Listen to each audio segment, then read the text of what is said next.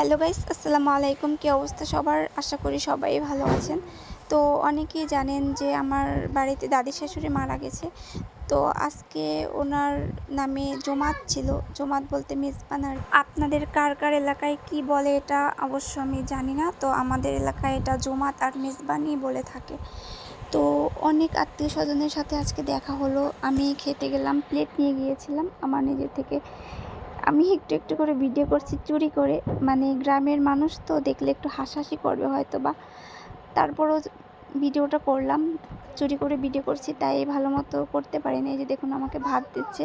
এটা হচ্ছে একটা কাকা ছিল, গরুর মাংস দিয়ে গেছে এটা। আর পাশেই আমার যা বসেছিল।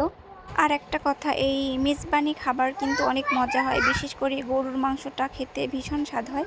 তো আমি শুধু গরুর মাংসটাই খেয়েছিলাম, কারণ আমার ঘন ডালটা খেতে ভালো লাগে না। তো খেতে খেতে যে লাস্টে আমি হচ্ছে পায়েস নিয়েছি, আর পায়েসটা মেজবানে থাকেই।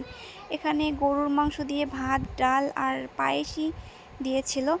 আর আমার ছোট বাচ্চাটা ও খেতে যেতে পারেনি, তো ওর জন্য আবার খাবার দিয়ে গেছে। খাওয়া শেষে এত ঝড় হয়েছে, মানে ঝড় বলতে কি অনেক অনেক বেশি বাতাস। আর এই যে দেখেন, মানে বাতাস হইতেছে কিন্তু অনেক, পরবর্তীতে অনেক বৃষ্টিও হয়েছিল। যাই হোক, আজকের ভিডিওটা ভালো লাগলে অবশ্যই লাইক, কমেন্ট, শেয়ার করে পাশে থাকবেন।